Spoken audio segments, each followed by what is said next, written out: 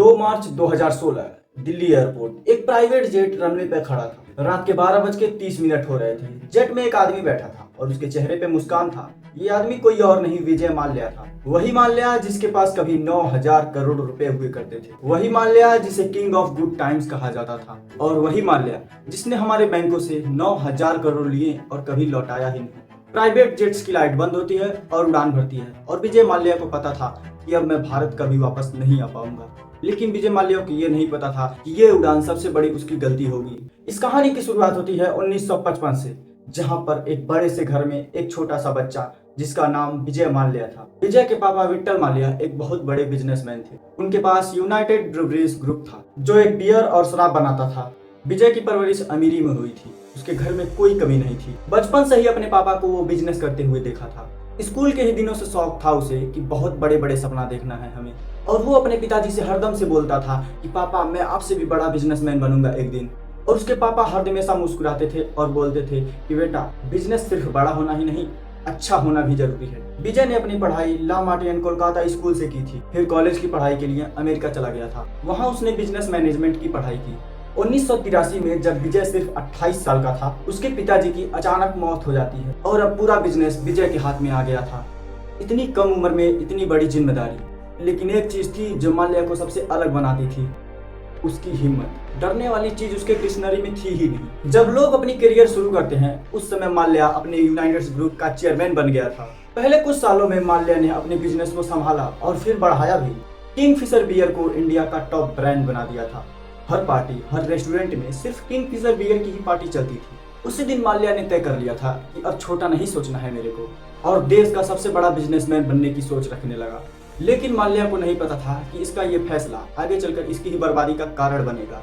बात है 2003 की, जब विजय माल्या अपने प्राइवेट जेट में बैठा था। अचानक से उसके दिमाग में एक ख्याल आता है और सोचता है क्या मेरा खुद का एक एयरलाइन हो सकता है, और अपने पीए से पूछता है। और पीए ने बोला भी था कि सर एयरलाइन बिजनेस बहुत मुश्किल है, इंडिया में कई लोगों का एयरलाइन बिजनेस फ्लॉप हो चुका है।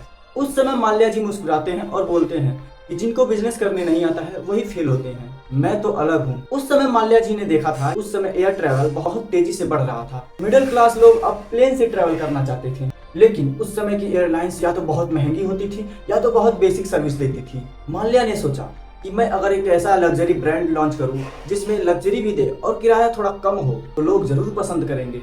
सिंपल भाषा में क्या कहना है कि एक एयरलाइन जो प्राइस में थोड़ा सस्ता हो और थोड़ा अमीर वाला फील दे। फिर आती है 2005, जिस समय माल्या जी ने अपना किंगफिशर एयरलाइन ट्रैवल लॉन्च करते हैं। पहले कुछ ही रूट पर प्लेन चलाए थे और लोगों ने उसको बहुत ज्यादा पसंद किया था। हर फ्लाइट में अच्छा खाना, सर्विस और टीवी भी मिलती थी। उस समय लोग माल्या के फैन हो गए थे और सच में अच्छे टाइम के लिए किंगफिशर में लोग ट्रैवल करने लगे। पहले ही 6 महीनों में माल्या जी की एयरलाइंस ने 2 लाख पैसेंजरों को ट्रैवल कराया और माल्या का कॉन्फिडेंस बढ़ जाता है और तुरंत और प्लेन्स मंगा लेते हैं। यहाँ से शुरू होता है असली खेल। बात थी 2006 की। किंगफिशर एयरलाइन पूरे इंडिया में छा गई थी। जो लोग पहले ट्रेन या बस से ट्रैवल करते थे अब प्लेन से भी ट्रैवल करने लगे थे। माल्या जी ने जैसे मार्केट में तूफान हिला दिया था।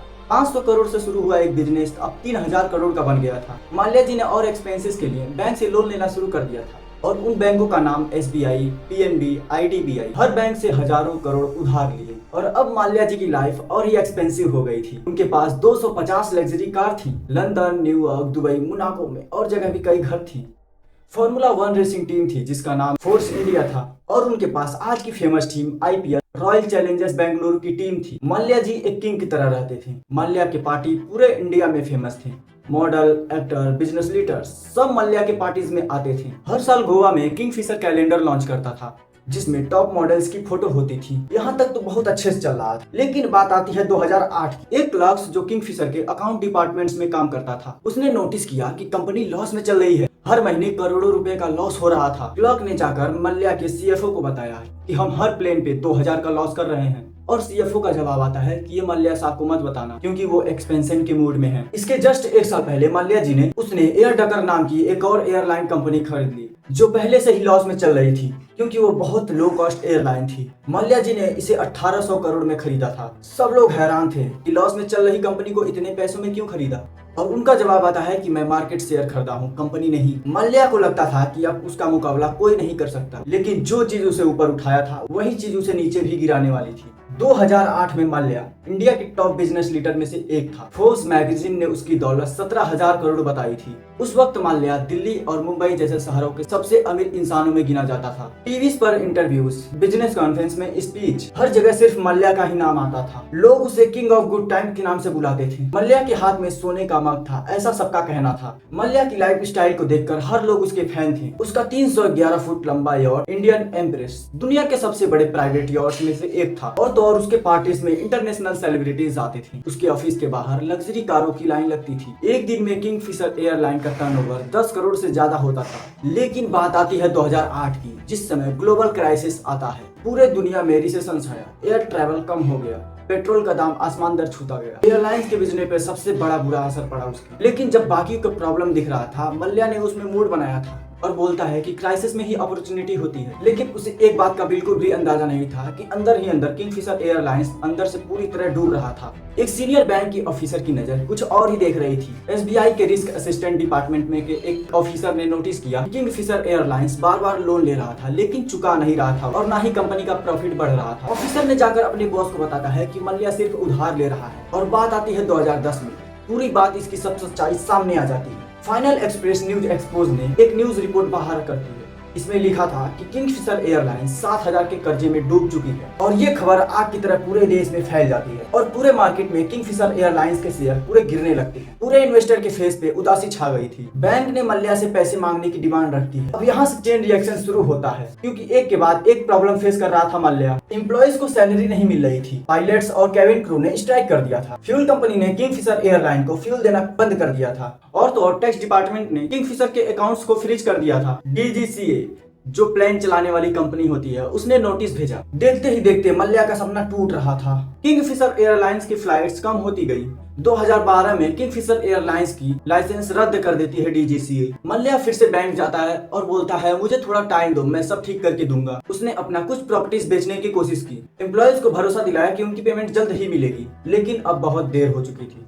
बात आती है फरवरी 2016 की। बैंक ने मल्ल्या को विलफुल डिफॉल्टर डिक्लेयर कर दिया। इसका मतलब ये होता है कि मल्ल्या अपना पैसा वापस कर सकता था, लेकिन उसने जानबूझकर नहीं किया। उसके बाद सीबीआई ने मल्ल्या के खिलाफ केस दर्ज कर दिया। उसके बाद ईडी ने मनी लॉन्ड्रिंग के केस उसके थोप दिए। उसके बाद कोर्ट अरेस्ट वारंट जारी कर देती है एंड फाइनली 2 मार्च 2016 को जब मल्ल्या को पता चलता है कि उसके खिलाफ उसकी अरेस्ट वारंट आ गई है, वो खुद के प्राइवेट जेट में बैठकर दिल्ली से लंदन भाग जाता है। अगर वो कुछ विलम्ब और रुक जाता तो शायद एयरपोर्ट पे ही अरेस्ट हो सकता था। मल्ल्या ने टाइमिंग परफेक्ट की थी। ऐसे वक्त पे भागा कि किसी को पता भी नहीं चला, और इसको जब पता चला तभी निकल गया वो, क्योंकि अभी कोर्ट का स्ट्रिक्ट ऑर्डर नहीं आया था। इसके वजह से वो बच गया। मल्ल्या के भागने के बाद हजारों एम्प्लॉइज की जिंदगी खराब हो गई। किंगफिशर एयरलाइंस के 7,000 से ज्यादा एम्प्लॉइज रोड पर आ गए। और तो और कई लोगों को 6 से 8 महीने की सैलरी नहीं मिली थी। उसमें से एक एम्प्लॉय ऐसा भी था जिसने अपने बेटी के शादी के लिए पूरे पैसे बचा कर रखे थे। उसका सब बर्बाद हो गया बोल। और वो था किंगफिशर का सबसे सीनियर इंजीनियर। और पूरे बैंक्स का 9,000 करोड़ डूब गया।